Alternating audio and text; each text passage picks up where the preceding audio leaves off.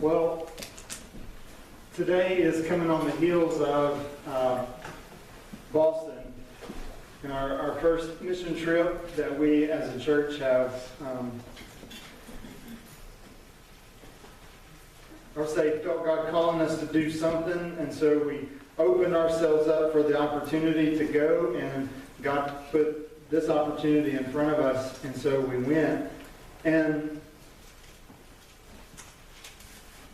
so we're gonna take some time at some point to share what we did. So I don't want to do all that right now because that's not the purpose of this. But just very quickly, coming off the heels of that trip in Boston, supporting two church plants, going up there, so it's Church at the Well and then Milestone Church. Milestone Church is getting ready to launch, so they're having small groups, they're not meeting and worshiping together yet. That's coming soon. But went up there to support those two church plants in a city that is around 700,000 population. And out of that population, the figures are around 2% or less than 2% Christian. And so the body of believers there is very microscopic. And so knowing that, and not only that, but then having very few churches that actually teach the Bible and serve Him in the city, here was my question to the team there. What do you do to keep yourself from being overwhelmed? Because we were up there just a few days, and I was overwhelmed, but I got to come back home, and they didn't. So that is their home. And so my question for them was, what do you do to keep yourself from being so just completely overwhelmed at the task that God has called you to in the place that God has called you to do that? People up there were the ones that were willing to get in a conversation with you, which, by the way, I'll tell you this, there's a lot standing around in those pictures. That was not the norm, okay? We did do stuff while we were there. We didn't just stand around the entire time. But we did have some great conversations with people there. But when you eventually got to the purpose of, because when we opened our mouth, they immediately knew we were not from Boston. It was clear. They were like, where in the world are you from? And so when we got through that, we got to the purpose of why we were there. And most of the time, the conversations were cut short at that point. They were just not willing to go on any further. They're antagonistic toward the message of the church and the gospel. And so we're continuing to pray for the teams that are there, that God would soften the hearts of the people in Boston, that His word would go forward. But my question to them was, how do you keep yourself from being overwhelmed? And the task that they've been sent there to do seems absolutely impossible. I mean, when you think about nearly 1 million people, and as far as we know, there are a few very young church plants that are the only ones that are faithfully teaching the Bible in Boston. And you look at that and you see the weightiness of that task, and then you get to be overwhelmed, and you're thinking, God, you're going to have to do something crazy here, because otherwise this is impossible. But when we think about it, not only in Boston, but there seems like there's a lot of things here where we live and work and where we raise our families that seem impossible too, that we have to deal with daily, doesn't it? I mean, you and I have things in our life that seem impossible.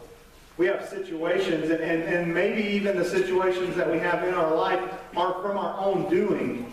Maybe they're of our own consequences, but regardless of any of those things, we have things in our life that seem impossible. Or maybe even it's something that God is calling us to do. Maybe God is saying, I want you to do this, and then you look at whatever it is, and your response to God is, there's no way that I can do that. Whatever the situation you find yourself in today, whether it's impossible situations or impossible opportunities that God has put in front of you, no matter where you find yourself today, what I want us to do through Genesis chapter 18, that's my way of telling you to turn to Genesis chapter 18. What I want us to do today in Genesis chapter 18 is to discover how we deal with impossible situations. How do we deal with impossible situations? We're going to look at Genesis chapter 18. We're going to begin in verse 1 in just a moment.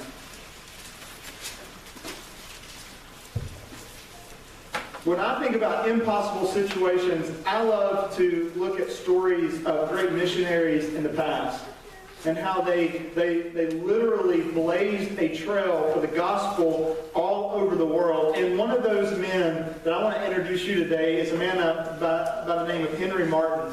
He died at a very young age, and we're going to talk about that in just a moment. But I want to read you some of his story, and I want us to allow his life and what he did on mission for God to allow that to be our illustration for this text today. So Henry Martyn was born in February of 1781 in England. His father was very wealthy. He went to Cambridge in 1797 when he was 16 years old. 4 years later, he took highest honors in mathematics, and then a year after that, the first prize in Latin for composition. So he was brilliant. He had a great mind. He was a genius. He had turned his back on God as a young person, but during these days of academic achievement, he became disillusioned with his dream. And this is what he said. He said, "I obtained my highest wishes, but was surprised to find that I had grasped only a shadow." Later, the death of his father, the prayers of his sister, and the counsel of a godly minister, and the life of, this is a book, the life of and diary of David Brainerd, who was a missionary, brought him to his knees in submission to God. And then in 1802, at the age of 21 years old, he resolved to forsake a life of academic prestige and become a missionary. So, as he was called by God to be a missionary, he became the assistant of a guy named Charles Simeon, who was a great evangelical preacher in Cambridge until his departure in 1805 when he went to India. Now, his ministry was to be a chaplain with the East India Company, and he arrived in Calcutta on May 16, 1806, and the first day he was there, he found a man by the name of William Carey. So most of you know that name as the father of modern missions.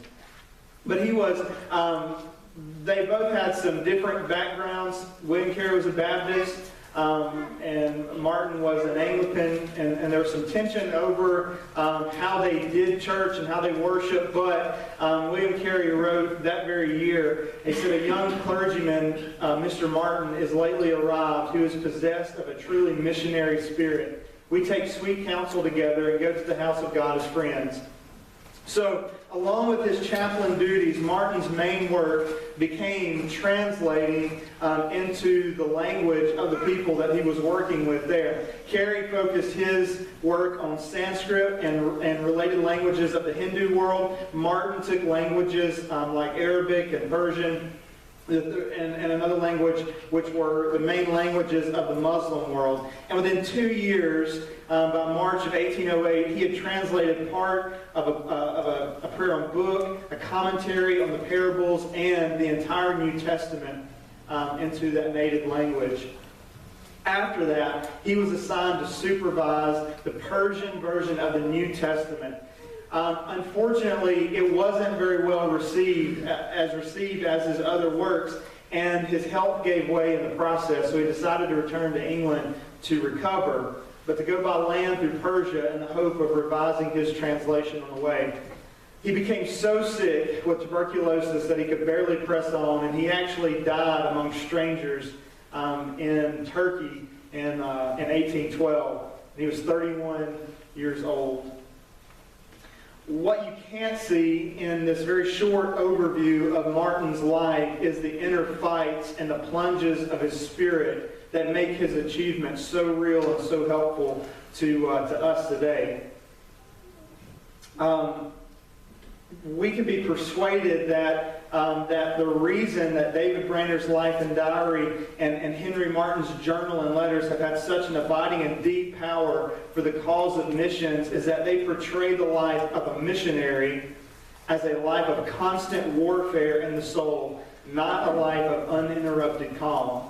Listen to him on the boat on the way to India. This is what he said. He said, I found it hard to realize the divine things. I was more tired with desires after the world than for the 2 years past. The seasickness and the smell of the ship made me very miserable, and the prospect of leaving all the comforts and communion of saints in England to go forth to an unknown land, to endure such illness and misery with ungodly men for so many months, weighed heavy on my spirits. My heart was almost ready to break. On top of that, there's a love story. Aww. We all love love stories. Martyn loved a lady by the name of Lydia Greenfeld.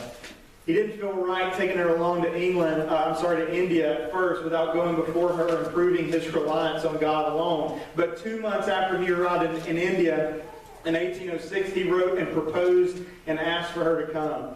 He waited 15 months for the reply. And his journal entry on October the 24th, 1807 reads this. Get the tissues. An unhappy day. Received at last a letter from Lydia, in which she refuses my soul into confusion at first, but gradually as my disorder subsided, my eyes were opened, and reason resumed its office. I could not but agree with her that it would not be for the glory of God, nor could we expect his blessing if she acted in disobedience to her mother. He took up his pen and wrote the same day, My dear Lydia, though my heart is bursting with grief and disappointment, I write not to blame you. The rectitude of all your conduct secures you from censure. Alas, my rebellious heart, what a tempest agitates me. I knew not that I had made so little progress in a spirit of resignation to the divine will. For 5 years he held out hope that things might change. A steady stream of letters covered the thousands of miles between India and England. My dear Lydia became my dearest Lydia. The last known letter, written 2 months before his death, was addressed to her, and it closed. Soon we shall have occasion for pen and ink no more, but I trust I shall shortly see thee face to face. Love to all the saints. Believe me to be yours ever, most faithfully and affectionately, H. Martyn. It was hard, but was anything too hard for God? In just a moment, we're going to come back to Martyn's story, but this is a question that I want to ask you. Just a moment ago, when we were talking about things that are impossible, I saw a lot of nodding heads. Because I know that you, along with me, have impossible situations in our life. But here's the next question. How close are you to giving up? How close are you in the impossible situation that lies before you or that you are in the middle of? How close are you to absolutely giving up, throwing your hands up, and just walking away? Is anything too hard for the Lord? In Genesis chapter 18, verse 1, And the Lord appeared to him by the oaks of Mamre as he sat at the door of his tent in the heat of the day. He lifted up his eyes and looked, and behold, 3 men were standing in front of him. When he saw them, he ran from the tent door to meet them, and bowed himself to the earth and said, O Lord, if I have found favor in your sight, do not pass by your servant. Let a little water be brought and wash your feet, and rest yourselves under the tree while I bring a morsel of bread, that you may refresh yourself, and after that you may pass on. Since you have come to your servant, so they said, Do as you said. And Abraham went quickly into the tent to Sarah and said, Quick, 3 seahs of fine flour, knead it and make cakes. And Abram ran into the herd and took a calf, tender and good, and gave it to a young man who prepared it quickly. Then he took curds and milk and the calf that he had prepared and set it before them, and he stood by them under the tree while they ate. They said to him, Where is Sarah your wife? And he said, She is in the tent. The Lord said, I will surely return to you about this time next year, and Sarah your wife will have a son. And Sarah was listening at the tent door behind him. Now Abraham and Sarah were old, advanced in years. The way of women had ceased to be with Sarah. So Sarah laughed to herself, saying, "After I am worn out and my Lord is old, shall I have pleasure?" The Lord said to Abraham, "Why does Sarah laugh and say, 'Shall I indeed bear a child now that I am old?' Is anything too hard for the Lord? At the appointed time I will return to you about this time next year, and Sarah shall have a son." But Sarah denied it, saying, "I did not laugh," for she was afraid. And he said, "No, but you did laugh." Let's pray. Father, thank you so much for this opportunity that we get to worship you. Thank you, Father, so much for the opportunity that we get to sing as your church, or that we get to raise our voices because you are a father to the fatherless. You are hope for the hopeless. God, you save unto the uttermost. That there is no one outside of the grasp and the reach of your mercy and grace. God, you have sought us out in our weakness. You have died for us while we were still sinners. God, you have revealed your plan to us in its entirety, and all we must do is call upon the name of the Lord, and we shall be saved. No matter the impossible circumstances that we find ourselves in this very moment. God, I pray that you would shine a light on the gospel of Jesus Christ, that you would fix our eyes on Jesus, the founder and perfecter of our faith, who for the joy that was set before him endured the cross, despising his shame, and is now at your right hand. Father, teach us that there's nothing impossible for you to accomplish. Father, transform our hearts by the renewing of our minds through your holy word. In Jesus' name, amen. Very quickly, I want to get us back up to where we are. So this is God's great plan of redemption. His plan to gain a people for his name from all the nations and tribes and languages, of people who trust him and love him and follow him.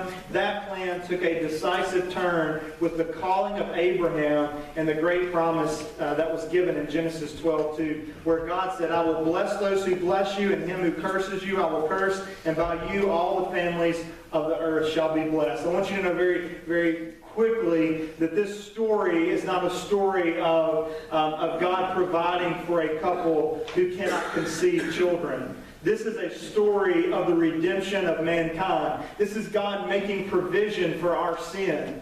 God has a purposeful plan going on behind the scenes here. He's just using Abraham and Sarah and soon to be Isaac to fulfill his plan. So how is this to happen? In Genesis 17, it gives us part of the answer. God made a covenant with Abraham and promised to be God, a saving, a blessing God to him and to his descendants. Verse 7 says, "I will establish my covenant between me and you, your descendants after you throughout their generations." But how are their nations going to be included in this covenant that God made with Abraham? Well, in verse 4 it says, "Behold, my covenant is with you, and you shall be a father of a multitude of nations." And so the way that we take this back in 17 is that the way that the nations will be blessed in Abraham, back from chapter 12, is by becoming Abraham's offspring, by having Abraham as their father. So somehow these blessings of the covenant will reach all the nations, and yet the blessings will come only to Abraham's seed or offspring. Somehow Abraham is going to become the father of people from all nations. But how is this going to be? It's not going to happen to the powers of the flesh. If you remember back to Genesis chapter 15, Abraham and Sarah tried to take matters into their own hands by Sarah's servant Hagar. And we know that Ishmael came through Hagar. But that was not God's plan. They were disobedient, and that was them trying to make provision for God through the flesh. Now he has a son, Ishmael, and God can get on with his redemptive program, a child of the flesh, a child produced with powers of Abraham that Abraham had by his own nature. And then in Genesis 17:19, God said, "No, Sarah, your wife, shall bear you a son, and you shall call his name Isaac." Do you ever try to help God out? Do you ever, in your life, when things seem not to be going so great, you try to help God out in his plan? Well, Abraham and Sarah tried to do that too. but that was not God's plan, and they paid grave consequences for that. God said, I will establish my covenant with him as an everlasting covenant for his descendants after him. Why? Why did God wait so long to give the promised child? Genesis chapter 18 and verse 11 gives the answer. Now Abraham and Sarah were old. They were advanced in age, and it had ceased to be with Sarah after the manner of the woman. Literally, she said, I'm too old to conceive. Now, according to Genesis 11:30, Sarah had always been barren. She had always had this problem. She was not only barren, but now she was old and barren. Even during her childbearing years, she could not have children. So now she was beyond those years. She's beyond that time in her life. So now, and only now, is it time for the covenant child to be born.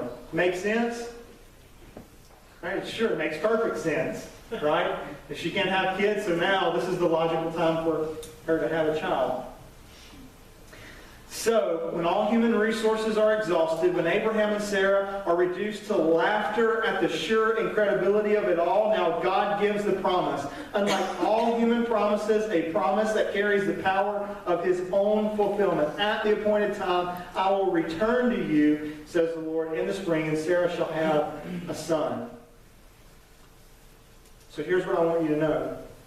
God waits until it is humanly impossible for the child of the covenant to be born in order to show that it is not by human effort that the covenant will be created. God waits until it is absolutely impossible for any human being to provide the promised child for the covenant in order to provide the promised child for the covenant. It is a work of divine and sovereign grace. The formation of a people of God for the sake of his name from all the families of the earth is not a human creation. So there's two things that we see from this text, from chapter 18. The first one is fellowship with God is the seal of the covenant. Fellowship with God is the seal of the covenant. You look at verses 1 through 8. And the Lord appeared to him by the oaks of Mamre as he sat at the door of his tent in the heat of the day. So Abraham was just chilling in his tent because it's really hot outside, and he's sitting inside in the shade to try to get cool. And the Lord, with two others, walks up to him, and he lifted up his eyes and looked, and behold, three men were standing in front of him. And we don't know if Abraham knew at that moment who these men were. He would know later, but when he saw him, he ran from the tent door to meet them and bowed himself to the earth and said, O Lord, if I have found favor in your sight, do not pass by your servant. And so he invited him in to come and fellowship with him, to have a meal with him. So this is what we're going to talk about just for a moment. Fellowship with God is the seal of the covenant. So the Lord, and this is what we know, that it is God and two angels that have approached Abraham. Whether he knows it at that point or not really doesn't matter. The point is that that's who it is. Abraham invites them into his tent to have a meal. Now, what's important from this text, what I want you to know is that there is a strong case that can be made for having a meal is a sign of fellowship. Having a meal in the Old Testament and in the New Testament is a sign of fellowship. I believe that the Lord's visitation with Abraham was meant to convey fellowship on the basis of that relationship. The Lord would guarantee the imminent birth of the promised child. So here's just real quickly, I want us to look at some other instances where having a meal represents or signifies fellowship with God. You see, covenants in the ancient world were often arranged over meals. So it's kind of like making a deal happen, right? When you go to a restaurant for business or whatever, you're making a deal happen. This is how they did things in the ancient world. This is how covenants were brought together. To eat together was important for peaceful agreements and covenants and treaties. And so at the covenant, at Mount Sinai, the people of the covenant ate and drank in peace before the Lord in Exodus 24. Then in the Levitical Code, The peace offering was intended to signify that the worshiper enjoyed a peaceful relationship with the Lord. This was a sacrifice. It was a meal that was to be eaten by the entire congregation of the Israelites in the sanctuary as a celebration of the Lord's provisions for them in His blessings. And so they were to come into the presence of God to eat this meal, which was to signify that they had peace, that they were in communion, that they were fellowshipping with God. But it wasn't simply a communal meal. It wasn't like a buffet where you just ran through and got your food and sat down and ate and you hung out because there was a meal there. It was a holy meal. No one could eat it if they were defiled or in sin. It was a meal that brought people together who shared one thing. There was one thing that was in common with all of these people who gathered together with the meal, and that one thing was peace with God. That was the theme that ran through every relationship between the Israelites and God during this meal, was they had peace with God. If you remember to the book of Judges, Gideon, who God would use in some crazy ways, received a visitation of peace from the angel of the Lord, in which he was instructed to prepare a meal and to lay it out on the rock. In a manner that was similar to the sacrifices, the fire of the Lord consumed the meal. The message from the Lord was peace, prompting Gideon to name the altar in Judges chapter 6, verse 14, the Lord is peace. So Gideon had peace with God. The sacrifices were bound up with symbolism of eating and drinking, and it was confirmed by Jesus' teachings on His own sacrifice. He taught that the union with Him would be based on eating His flesh and drinking His blood, meaning the faith of His sacrificial death. This is the church's celebration of the union with Christ, and it takes form in the Lord's Supper. That's what we do when we eat the unleavened bread and we drink the juice. That's what it represents, is we have fellowship and peace with God. That we are communing with Him, that we are remembering that the reason we have peace with God is because Christ has broken His body and spilled His blood so that we can be right with God. And Jesus says, as often as you think of this, do this in remembrance of me. And so this is the church's celebration. It represents the peace and the unity that the church has with Christ. This is a dramatic reenactment of the believers' acceptance of Christ's death and on their behalf, and is a parallel to Israel's peace offering. Later in the New Testament, in Revelation chapter 3, verse 20, most of you probably know this verse. It says, "Behold, I stand at the door and knock. If anyone hears my voice and opens the door, I will come into him and eat with him and he with me." And most of the time we take this verse as an evangelistic verse. Like this is God's call to all who are lost. But I want you to know that this is in the context of people who are already in the church. This is the context of people who are already in Christ. He's saying, if you are with me, then you need to be in fellowship with me. You should be in peace with me. And so you are already, through the sacrifice of Christ, you are invited in to have peace and unity with God. In spite of yourself. In spite of the impossibilities in your life, you are invited in to have peace with God and to have communion with God. The next time that the Lord established a meal with the family of Abraham was at Mount Sinai, at the eve of the fulfillment of the covenant. On the basis of that relationship, the relationship that God had established through His covenant with the living God, the people of Israel knew that the promises would be fulfilled. That there was nothing too hard for the Lord. Even though it seemed impossible to them at the time, there the Lord united with His people in fellowship to confirm that He was with them. And so that's where we start. We start with our impossibilities. Fellowship with God is the seal of the covenant. God started with Abraham by having a meal with him. And a lot of times these kinds of things can seem so insignificant, but what He is telling Abraham and what He's trying to show us is that the impossible situations begin with reminding ourselves of the covenant that we have with God. You see, the covenants are important.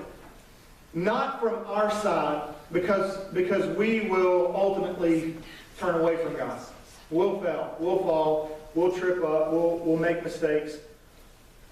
And we're just like Henry Martin. We'll have our eyes fixed on all kinds of things in the world and not really be that enthused to leverage our life for the sake of the gospel. Is anybody tracking with me right here, or is it just me? Right? Do you guys find it difficult to stay in line with the covenant that you have in Christ? If not, tomorrow's Monday. Right? And so what's important to remember here, and this is good truth for you to remember for tomorrow. What's important for us to remember is not our side of the covenant, but it's God's side of the covenant. God has covenanted himself to you through the blood of Christ. He has established his own commitment to your life through what Jesus Christ has done for you. This is what that means, that God will never leave you or forsake you. Why? It's more than the fact that that's just who he is. It's the fact that he has made a covenant with you. He's not going anywhere. If you remember back to the book of Malachi, when we looked at how great God's love was for his people, they had turned their backs on him. So much so to the point where God says, I wish somebody would go lock the doors of the church so that you couldn't even go put on a show on Sundays. That's tough, right? Where God does not even want you to go pretend like you care about him at all, because he really knows your heart. And so their response, God says, oh, how I've loved you. They're like, how in the world have you loved us? And God's response to that question was, you're still here, aren't you? Do you want to know how much I love you? You are committed to me. I have committed myself to you, even though you've turned your back on me. And so the important part of this covenant to remember for us is not from our side, but it's from God's side. God has made a covenant with you in which he will not turn away from. And that's the point of this fellowship. And so we begin this process. Fellowship with God is the seal of the covenant. If you want to know that God is still with you, you be reminded that God has made a covenant with you through the blood of his Son, Jesus. And there should be no more questions. Even if you don't understand the turmoil that you're in. Abraham and Sarah didn't understand the turmoil they were in. God made a promise. And now not only has Sarah been barren, but now she's old and she can't have kids. You see, most of the time when we find ourselves in this kind of situation, we start to be pretty antagonistic toward God and say, God, I thought you would come through. I thought you would have done better than this. Or how about this one? And because I know, because I've been where some of you are, somewhere along the line, especially for this younger generation and even for the older ones, someone taught you that as long as you had good morals, meaning that you did the right thing, as long as you lived a pretty good life, that God would what? Somebody say it. Bless you, right? Everything will be good. If you're good, God will give you a good life. Here's the problem with that. Here's the problem. The first tragedy that came up in your life and in my life, what did we do? God, where are you? Right? Because we bought into the idea that as long as we did the right thing, as long as we went to church and said our prayers at night, as long as we did the right thing, that everything would be okay, that everything would be good, God would bless us. And so the first time a tragedy came along, it made us question God. It made us say, okay, well, God, you're either not as good as you say that you are, or I did something wrong. Mama. But here's the truth that we learn from Genesis chapter 3. We live in a fallen world. There will be hard things that happen in your life. Amen.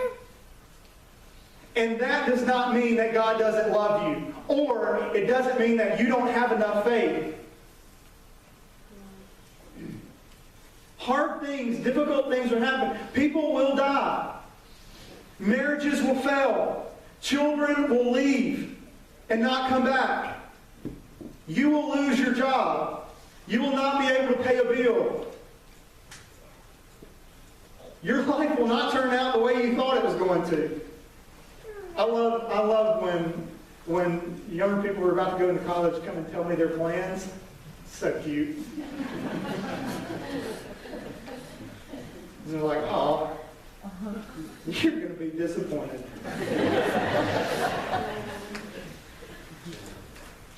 But here's the thing. So what are we to do? What are we to do with these impossible situations? What do we do with our plans that failed? What do we do with death? What do we do with divorce? What do we do with all of these different things? What do we do with these impossible situations? We are reminded of the covenant, and it's the covenant that enables us to commit. And that's the second part of this passage. It is the covenant that enables us to commit. Because God has made a covenant with us, we are able to commit ourselves through the impossible situations. We're able to remain faithful through those difficult things. Let's pick up in verse 9. They said to him, this is after the meal, they said to him, "Where is Sarah, your wife?" And he said, "She is in the tent." The Lord said, "I will surely return to you about this time next year, and Sarah, your wife, shall have a son." And Sarah was listening at the tent door behind him. Now Abraham and Sarah were old, advanced in years. The way of women had ceased to be with Sarah. So Sarah laughed to herself, saying, "After I am worn out, and my Lord is old, shall I have pleasure?" Literally, she says, shall I be able to conceive? The Lord said to Abraham, "Why did Sarah laugh and say, shall I indeed bear a child now that I'm old? Is anything too hard for the Lord?" So the second thing that I want you to know is, because of the covenant that God establishes with us, the covenant enables us to commit. So this discourse begins with the question, "Where is Sarah, your wife?"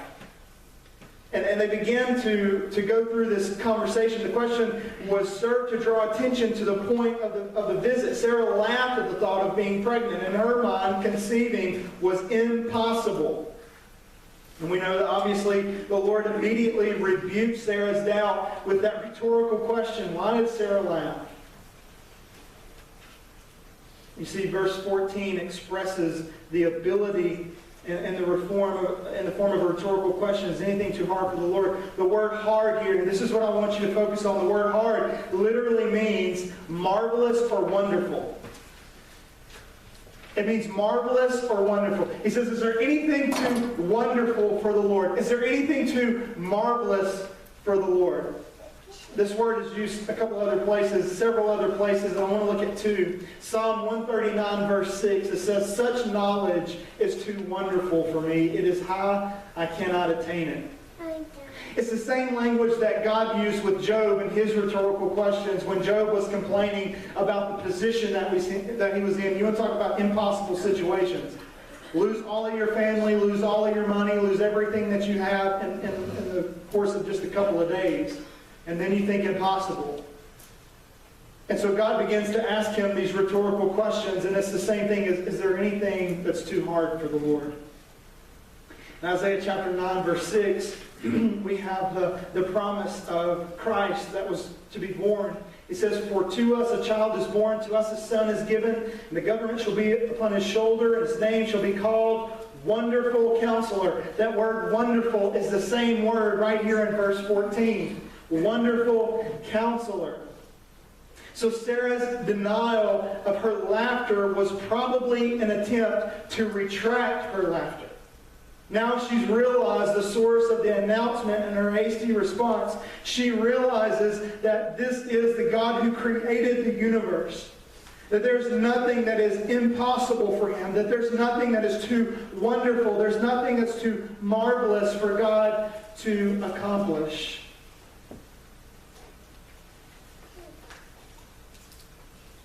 Sarah probably would have preferred to cancel out the laughter. Leaving on that note was particularly instructive, for Abraham and Sarah were to remember their response to the promise until their son was born. They laughed. When I was getting ready, this seemed like a really awkward place to stop. We said, laugh. It ends, for she was afraid. He said, no, but you did laugh. It seems like an awkward place to stop, but here's the thing that we have to realize about that last statement. God said that last statement as a reminder to them of their reaction to who He is. So for the next year, they will be reminded that when God said, "Is there anything too hard for me?" they laughed.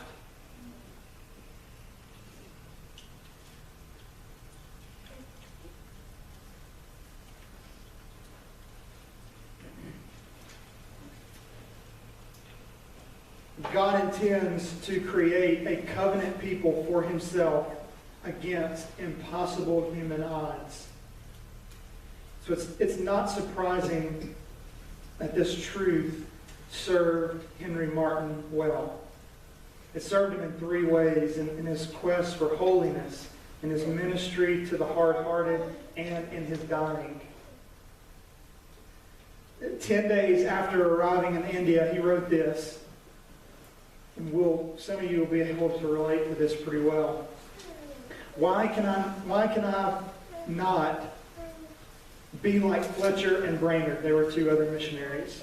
And those great men of modern times. Is anything too hard for the Lord? Cannot my stupid, stony heart be made to flame with love and zeal? In other words, Martyn fought the fight for holiness with the truth that nothing was too hard for God. He looked into, as he was on mission, he was looking into his own heart, and he realized that if God can do something through these other men, then surely God can change my heart too. This was his hope. Number two, how did Martyn fight for the conversion of the hard-hearted? On the boat, on the way to India, he would lead worship services for the ship's passengers and crew. And there was one man in particular that in his journals he just calls him B, that opposed him constantly. And he wrote, "Heard that B generally began to swear after divine service." I've heard some of y'all do that. At my keeping them so long.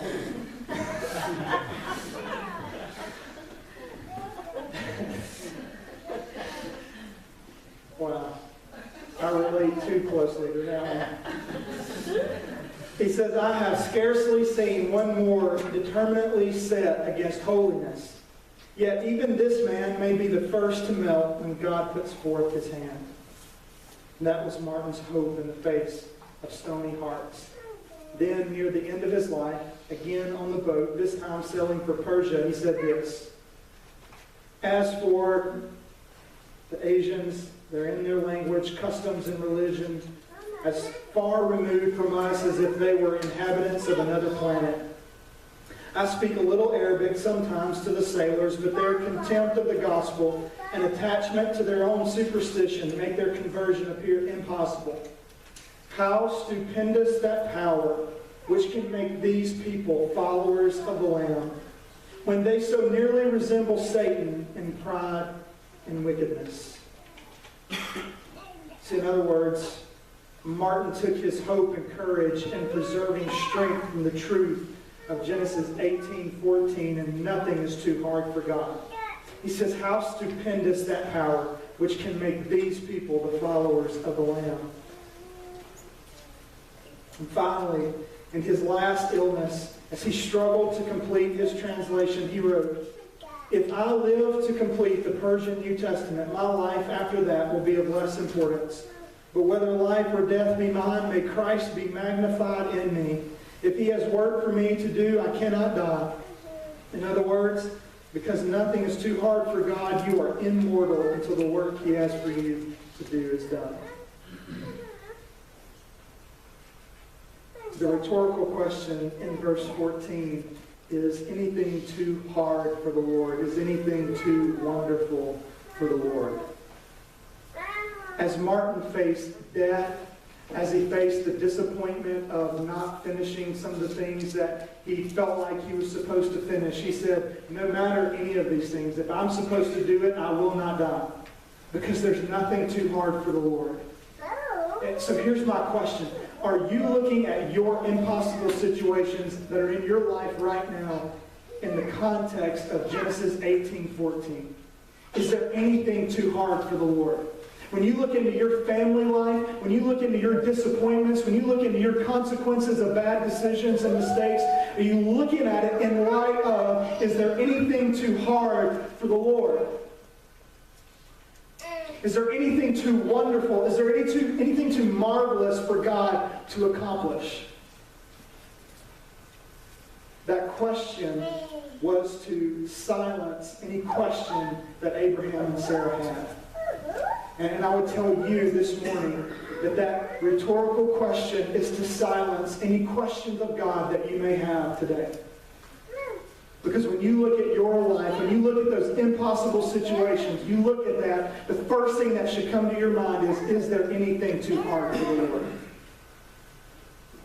Is there anything too hard for the Lord? And so here's my challenge to you. That word hard means to be wonderful. So here's my challenge to you. Be wonderful. Be wonderful.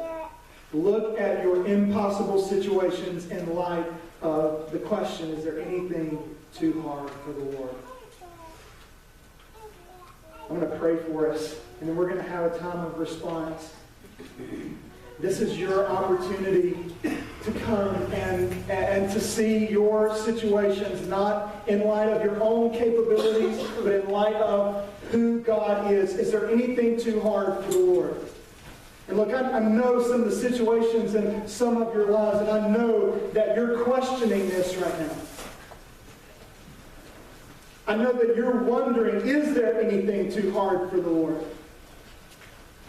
And so this is our opportunity to see our impossible situations, not in light of who we are, but on God's side of the covenant. The promise is that God will never leave us or forsake us. The promise is that the one who was to come in Isaiah chapter 9, verse 6, who would be the wonderful counselor, did come. He came, and guess what? He was wonderful. And he lived the life that you and I failed to live. He did the things that we could not do. He was wonderful because we weren't. While we were still sinners, Christ died for us. And so now, because of the cross, we can be in fellowship with Him. We can be at peace with Him. We can sit and commune with Him. And so this is what God is inviting you to do today. God is inviting you to fellowship with Him. He's inviting you to the meal. What was the truth in Revelation 3? If anyone comes, if anyone asks, if anyone seeks, if anyone knocks, what does Jesus say? That was Jesus, by the way, talking. He said, they'll come in and we'll fellowship. Not, mind you, not if anyone comes in, but first they clean their life up.